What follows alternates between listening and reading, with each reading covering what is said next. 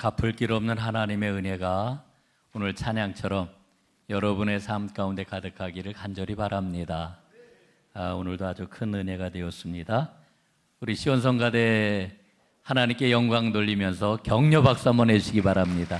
고맙습니다. 할렐루야. 오늘도 하나님께서 예비하신 큰 은혜가 여러분 모두에게 충만하게 임하시기를 간절히 바라겠습니다. 여러분 그 삶을 돌아보시면서 내 인생길에서 가장 잘한 일이 뭘까 이런 생각 해보시지요. 저도 제 인생을 한번 돌아보면서 생각을 해봅니다. 제일 잘한 게 뭘까? 아마 예수를 믿게 된 것, 예수 믿는 거 아닐까 이런 생각을 해요. 만약에 내가 예수를 안 믿었다라고 하면 지금 어디서 뭐 하고 있을까 생각해 보면 조금 아득해지기도 합니다. 어떤 성도님이 저한테 그런 이야기를 들려주셨어요. 하나님이 처음에는 잘 믿어지지가 않았답니다. 그런데 아무리 따져보아도 하나님을 인정하지 않으면 인생의 의문이 풀리지를 않았대요.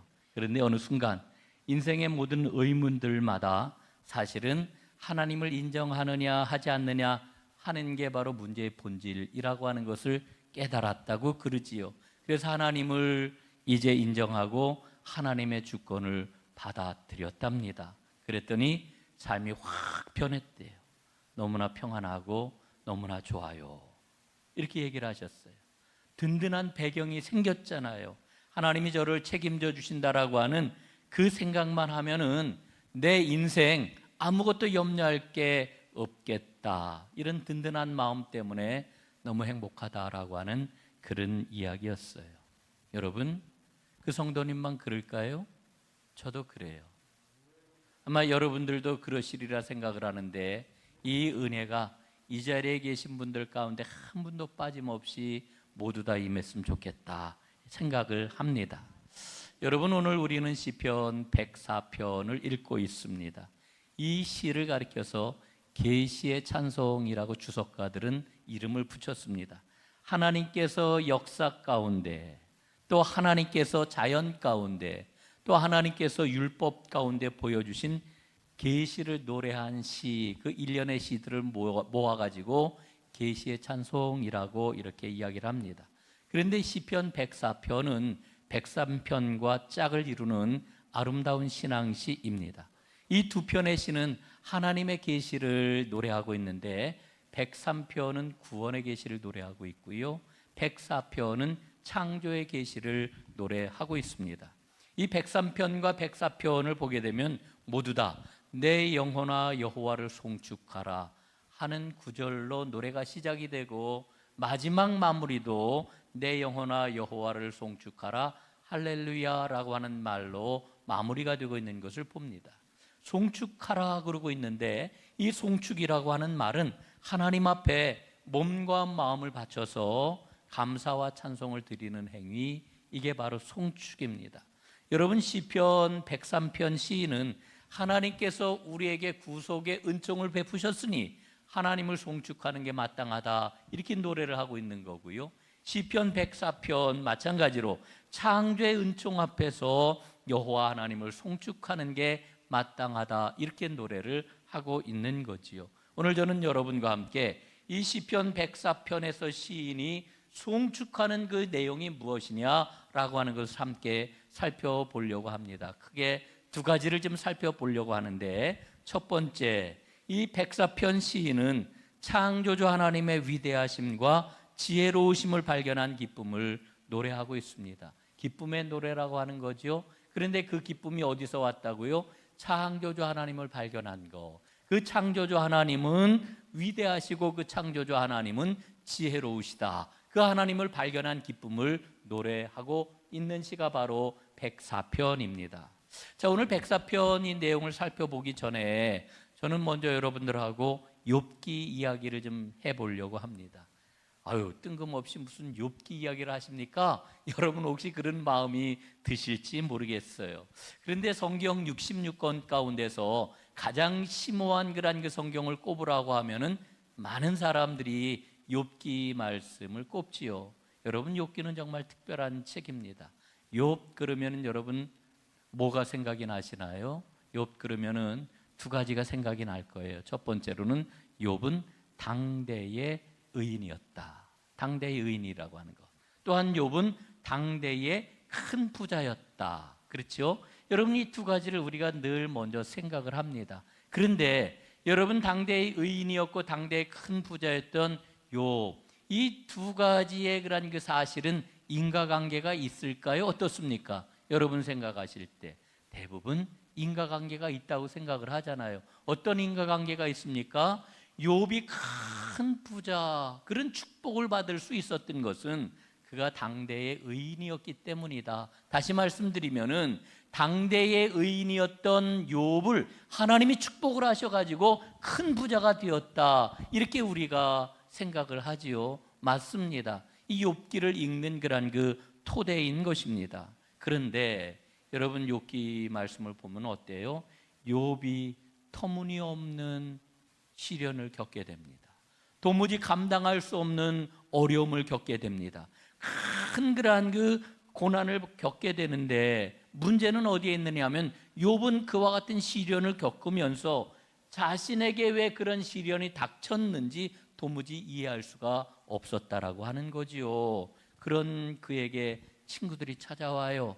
처음에는 위로의 말을 해주는 것처럼 여겨졌는데 그들은 진짜 뭘 얘기를 합니까? 권면을 해요. 사실 말이 권면이지요. 권면하는 그런 그 내용들이 무엇입니까? 신앙적인 권면, 또 당시의 세상적인 지혜와 가치관이 담겨 있는 그런 그 권면을 하게 되는데 그 내용을 쉽게 얘기하면 이런 겁니다. 욥, 내가 이와 같은 어려움을 겪는 것은 너에게 감추어진 죄악이 있기 때문이야.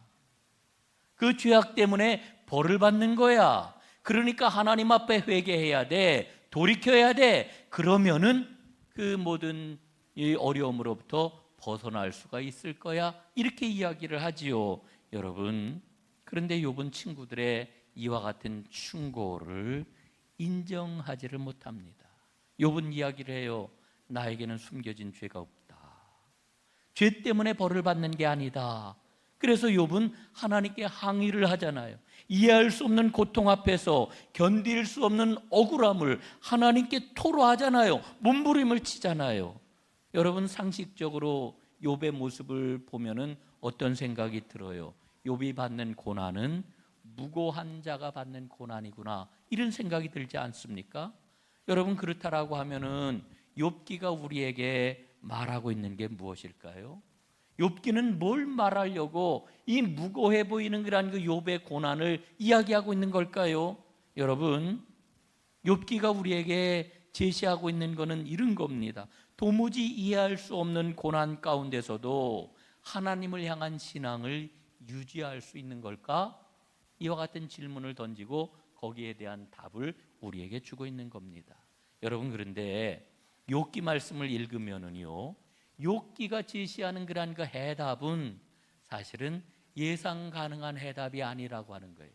하나님이 답을 주시는데 하나님이 주시는 그 답은 우리가 이해할 수 있는 이와 같은 답이 아니라고 하는 거예요. 자, 여러분 한번 생각해 보십시오. 욥이 하나님께 항의했다고 그랬잖아요. 욥이 항의하는 근거가 무엇입니까? 욥이 어떻게 하나님께 항의를 하고 있습니까? 자신이 갖고 있는 지혜를 가지고 하나님께 항의를 해요. 자기가 겪었던 지금까지의 경험을 바탕으로 하나님께 항의를 해요. 자기가 가지고 있는 가치관을 가지고 하나님께 항의를 한단 말입니다. 예? 쉽게 얘기를 하면은 내가 갖고 있는 지혜와 내가 갖고 있는 경험으로 하나님의 계획을 이해할 수 있어야 되는데 이해하지 못하겠습니다, 이런 얘기거든요. 또 하나님의 행위는 내가 생각하는 정의의 기준하고 맞아야 되는데 하나님 정의의 기준하고 안 맞습니다. 이렇게 하나님께 항의를 하는 거거든요. 여러분, 이렇게 항의하고 하나님께 대드는 욥에게 하나님께서는 예상 불가능한 답을 주고 계셔요. 예? 결론적으로 말씀을 드리면은 그 답을 주시는 하나님은 어떤 하나님이시냐? 창조의 능력을 가지신 하나님이십니다.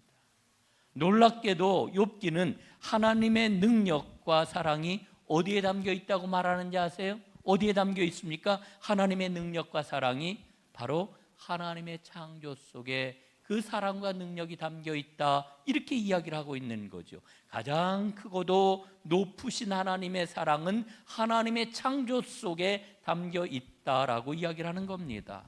여러분, 그래서 욥기가 우리에게 주고 있는 결론은 뭐냐 하면은 하나님의 창조 세계를 깨닫고 그 세계를 인식하는 게 너무너무 중요하다는 겁니다. 하나님의 창조 세계를 깨닫고 그 안에 담겨 있는 사랑을 이해하면은 당장은 하나님께서 나를 왜 이렇게 이해할 수 없는 어려움으로 이끄시는지, 우리를 왜 이렇게 고난 가운데 이끄시는지 이해할 수 없어도 그 하나님께 나 자신을 용감하게 맡길 수 있게 된다. 이게 바로 욥기에서 우리에게 주고 있는 믿음의 핵심인 것입니다. 여러분, 욥기 이야기를 조금 더 해볼게요. 욥기의 결론을 한번 보십시오. 욥기의 결론을 보면은요, 욥기 38장부터 42장까지 주로 하나님께서 많은 질문을 욥에게 던지시는데 그 과정을 통해서 욥기의 결론이 드러나게 되는데, 여러분, 하나님께서는요 욥이 왜 고난을 받고 있는지 한마디도 답을 주지 않으셔요. 예? 그리고 그 욥이 지금 생각하는 정의하고 지금 겪고 있는 고난하고 어떤 상관관계가 있는지, 예? 거기에 대해서도 답을 일절 주지 않으셔요. 그러면 하나님께서 욥을 향하여 내가 옳다, 아니면 욥의 친구들을 향해 가지고 너희들이 죄가 있다, 이렇게도 말씀하시지를 않아요. 그리고 하나님께서는 그저 욥에게 폭포와 같은 질문을 엄청나게 던지고 계시는 것을 보게 되는 거지요. 여러분, 그 질문은 어떤 질문일까요? 하나님의 창조, 그리고 하나님의 창조 세계를 운행하는 그 질서 가운데 담겨 있는 하나님의 능력을 발견해라 하는 질문인 것이지요. 여러분, 하나님이 던지시는 그 질문, 여러분 예배 마친 다음에 혹은 집에 가셔서 욥기 38장 이하에 나와 있는 그 말씀을 쭉 읽어보시기를 바랍니다. 오늘 제가 이 시간에 38장 가운데서 몇 절만 여러분과 함께 읽어보려고 합니다. 세 번역으로 한 대여섯 구절 한번 읽어보겠습니다. 내가 누구이기에 무지하고 헛된 말로 내 지혜를 의심하느냐? 이제 허리를 동이고 대장부답게 일어서서 묻는 말에 대답해 보아라. 내가 땅에 기초를 놓을 때에 내가 거기에 있기라도 하였느냐? 누가 이 땅을 설계했는지 너는 아느냐? 누가 그 위에 측량줄을 띄웠는지 너는 아느냐? 무엇이 땅을 버티는 기둥을 잡고 있느냐? 누가 땅에 주춧돌을 놓았느냐? 바닷물이 땅속 모태에서 터져 나올 때에 누가 문을 닫아 바다를 가두었느냐? 내가 지금까지 살아오면서 내가 아침에게 명령하여 동이 트게 해본 일이 있느냐? 빛이 어디에서 오는지 아느냐? 어둠의 근원이 어디에 있는지 아느냐? 내가 북두칠성의 별대를 한데 묶을 수 있으며 오리온 성좌를 묶은 띠를 풀 수 있느냐? 내가 사자의 먹이를 계속하여 댈 수 있느냐? 굶주린 사자 새끼들의 식욕을 채워줄 수 있느냐? 여러분, 욥에게 하나님께서 정말 엄청나게 많은 질문을 거듭해서 던지시는데 욥은 이 질문들 앞에 한마디도 대답을 하지를 못합니다. 하나님의 질문은 창조 세계가 드러내는 하나님의 전능하심을 알게 해주는 질문입니다. 자연과 동물들의 질서에 담겨 있는 하나님의 능력을 보게 해주는 그런 질문입니다.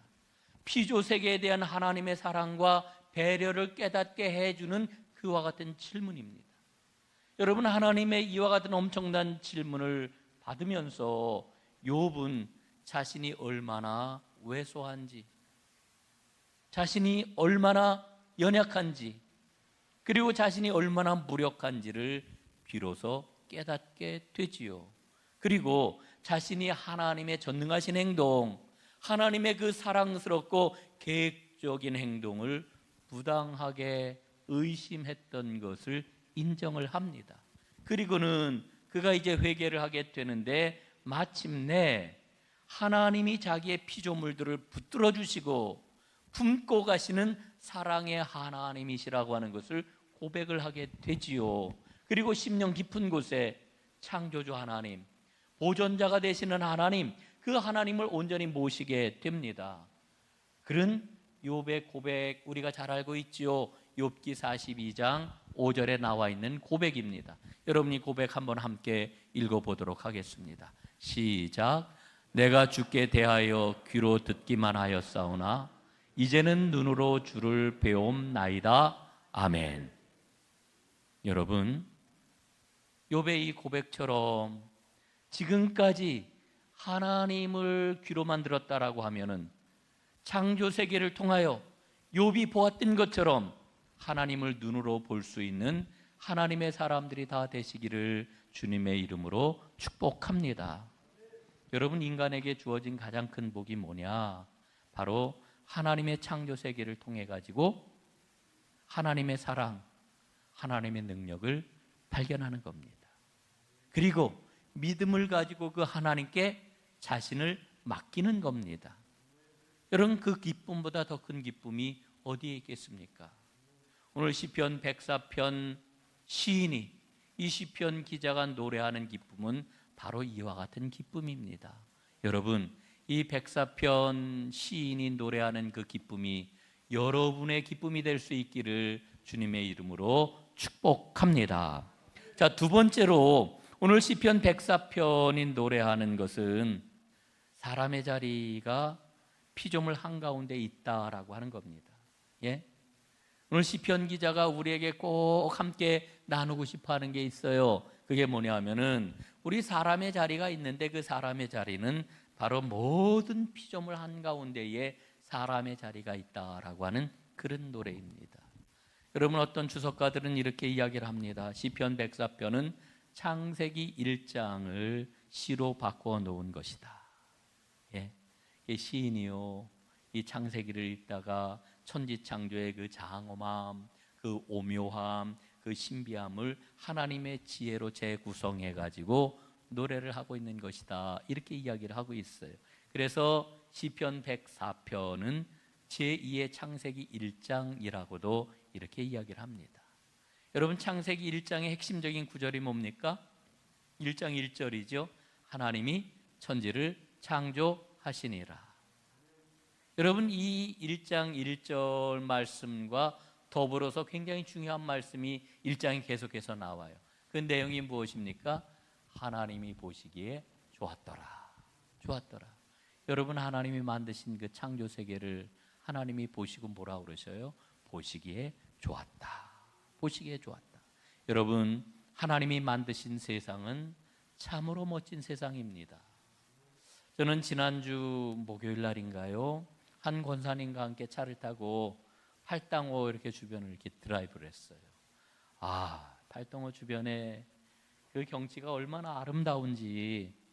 봄꽃은 이미 다 졌어요. 봄꽃은 이를테면은 개나리, 또 벚꽃, 또 그 목련, 뭐 이런 것들이 이제 봄을 대표하는 그런 그 꽃들이잖아요. 이건 다 졌더라고요. 근데 보니까 복사꽃이 한 군데 이렇게 막 피어나는 거를 제가 봤어요. 활짝 피어나는 거. 그런데 꽃은 다 졌지만 길 옆에 나무에서 막 실록이 피어나는데, 야, 이건 정말 꽃보다 더 아름답다, 이런 그 마음이 제 마음에 들었습니다. 팔당호에 물이 가득 찼습니다. 하늘에 떠 있는 구름과 산과 나무와 꽃들을 이 호수가 비춰주는데요, 정말 황홀하더라고요. 제 마음에 그런 마음이 들었습니다. 물은 흘러가도 아름답고 모여 있어도 아름답고 한꺼번에 쏟아져 내려도 그건 더욱더 장엄하고 아름답고 졸졸졸졸 흘러가도 역시 물은 아름답구나, 이런 마음이 들었습니다. 여러분, 우리가 하나님의 창조 세계를 제대로 느낄 때 뭐라고 그래요? 막 감탄사를 쏟아내잖아요. 너무 아름다워요. 너무 좋아요. 예, 너무 행복해요. 정말 황홀해요. 막 이런 그 감탄사를 쏟아놓지 않습니까? 여러분, 창조 세계가 아름다운 까닭이 있어요. 그 아름다운 까닭이 무엇입니까? 하나님의 놀라운 질서가 숨어 있기 때문이지요. 그 질서는 비할 데 없는 하나님의 지혜입니다. 하나님의 지혜예요. 오늘 7절 이하의 말씀을 보게 되면은 이렇게 노래를 하잖아요. 하나님의 창조 명령이 떨어지기 전에는 물이 땅에 넘쳤다. 하나님이 명령하시자 물이 있을 자리에 있게 되었다. 바다와 육지가 모두 제자리를 잡고 경계가 분명해졌다. 산과 골짜기와 샘이 제자리를 지키게 되었다. 뿐만 아니라 하나님께서는 달과 해를 통해서 절기와 때를 알게 해주셨다. 밤과 낮을 질서 있게 하셨다. 이 질서는 세계와 그 안에 생명을 유지하는 위대하고도 아름답고도 신비한 하나님의 지혜인 것입니다. 여러분 생각해 보세요. 우리가 아름답다고 이야기하는 이 자연세계, 하나님의 창조세계, 만약에 하나님의 질서가 작동하지 않는다라고 하면은 이 세상이 아름답게 유지가 될 수 있을까요? 제가 오늘 아침에 깜짝 놀랄 만한 뉴스를 접했어요. 여기 두바이 가보신 분이 있을 거예요. 두바이. 사막 한가운데 세워진 도시잖아요. 여러분, 사막은요 1년에 비가 100mm 이하로 다 내려요. 그거보다 더 적게 내리지요. 예? 그런데 오늘 뉴스 접한 분이 있을 거예요. 두바이 홍수가 났어요. 두바이에 홍수가 났어요. 지하철이 다 물에 찼어요. 거리에 그냥 물이 넘쳐가지고 물이 안 빠져가지고 막 차들이 물에 둥둥둥둥 떠다녀요. 여러분, 지금 기후위기라고 이야기를 하는데 두바이에 이런 일이 벌어졌어요. 사막의 아름다움을 이야기를 하는데 지금 두바이가 아름답습니까? 여러분, 왜 그렇게 되었어요? 하나님의 창조 질서가 작동하지 않기 때문에 그래요. 작동하지 않기 때문에. 여러분, 하나님의 질서가 작동하는 법을 한마디로 이야기하면은 그게 바로 하나님의 지혜예요. 그래서 이 창조 세계가 그 하나님의 질서가 작동하기 때문에 아름다운 거지요. 이제 여러분들과 꼭 한 가지 좀 마음에 새기고 말씀을 마무리하려고 하는데, 모든 피조물이 유지되는 그 질서 한가운데에 사람의 자리가 있어요. 하나님의 지혜 한가운데에 사람의 자리가 있는 거예요. 이 말은 무슨 얘기냐? 하나님의 질서 가운데 있을 때에 인간도 아름다워요. 질서 가운데 있어야만. 여러분, 우리가 흔히 그런 이야기를 하잖아요. 하나님이 만드신 모든 피조물은 다 아름답습니다. 왜? 하나님께서 만드신 제자리를 모두 다 지키고 있기 때문에 모든 피조물은 다 제각각의 아름다움이 있어요. 그러나 인간은 아름답지가 않아요. 왜? 하나님이 만드신 그 질서 가운데 튕겨져 나와 있기 때문에. 예? 여러분, 하나님의 아름다운 지혜인 하나님의 창조 질서하고 우리가 연결되어 있지 않으면 우리는 아무것도 아닙니다. 인간은 어떤 존재일까요? 자신의 생존, 자신의 복리를 최우선적으로 생각하는 존재, 이게 인간이에요. 그러나 인간의 생존과 복리는 피조물과 동떨어져 있는 게 아니라 깊이 연관이 되어 있습니다. 존재의 근원하고 연관이 되어 있단 말이지요. 여러분, 그 하나님이 만드신 첫 번째 사람의 이름 우리가 다 알고 있잖아요. 이름이 뭡니까? 아담. 그렇죠? 아담. 이 아담이라고 하는 말은 땅에서 왔어요. 땅이라고 하는 말은 아담한데, 아담아. 아담아에서 아담이 온 거예요. 예? 인간은 땅이 낸 산물이라고 하는 거지요. 성경은 인류의 기원은 땅이라고 하는 것을 분명하게 말씀을 해주고 있습니다. 여러분, 땅이 인간의 기원이라고 하는 이 말의 의미가 뭐겠습니까? 인간은 하나님의 돌보심에 의존하며 살아가는 존재라고 하는 거지요. 여러분, 지금까지 어떤 사람이 능력 있는 사람입니까? 어떤 사람이 유능한 사람입니까? 모든 하나님의 창조 세계, 이 피조 세계 가운데서 인간의 유익을 극대화하고 인간의 이익을 위하여서 잘 개발하고 이런 사람을 우리는 능력 있는 사람, 뛰어난 사람, 걸출한 사람이라고 이야기를 해왔어요. 그러나 오늘 시편 104편은 뭐라고 이야기를 하는 거 아니? 존재의 근원을 보아야 한다. 그리고 달리 생각을 해야 된다. 이렇게 이야기를 하고 있는 거지요. 여러분, 오늘 시편 104편 노래를 계속해서 읽어보면은요 28절에서 이렇게 노래해요. 피조물은 주님이 공급하시면 좋은 것으로 배불릴 것입니다. 그러나 주님께서 얼굴을 숨기시면 떨면서 두려워할 것입니다. 주께서 호흡을 거두어 들이시면 본래의 흙으로 돌아갈 것입니다. 여러분, 우리는 존재의 근원을 보아야 해요. 그리고 달리 생각을 해야 돼요. 세상 모든 사람들은 이익이 있느냐 없느냐를 가지고 하나님이 만드신 창조 세계를 전적으로 보려고 하는데 오늘 시인은 달리 봐야 된다. 그래야 살아계신 창조주 하나님 여호와를 송축할 수 있다. 이렇게 이야기하고 있는 거지요. 사랑하는 여러분, 우리는 하나님을 찬양하자, 할렐루야 이렇게 인사를 하고 그렇게 고백을 해요. 여러분, 하나님을 찬양하는 게 뭡니까? 노래를 잘하는 것. 우리 시온성가대 너무너무 찬양을 잘하지요. 예? 그러나 진정한 찬양의 의미는 뭐냐 하면은 하나님의 주권을 인정하고 그 안에서 살아가는 것, 이게 찬양의 근원적인 의미예요.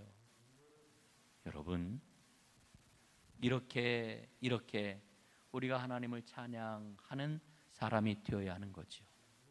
제이비 필립스라고 하는 사람이 당신의 하나님은 너무도 작습니다 라고 하는 책을 썼어요. 그 책에 보면은 그런 이야기가 나와요. 당신이 받은 구원은 너무도 작습니다. 예?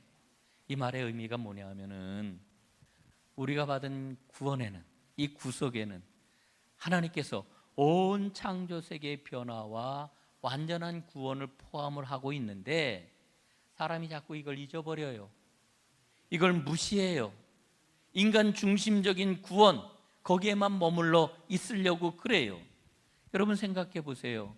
하나님이 온 피조 세계를 만드실 때 피조물들이 어울려서 서로 의존하며 살아가도록 만드셨잖아요. 그런데 인간의 범죄로 말미암아 타락하게 되었잖아요.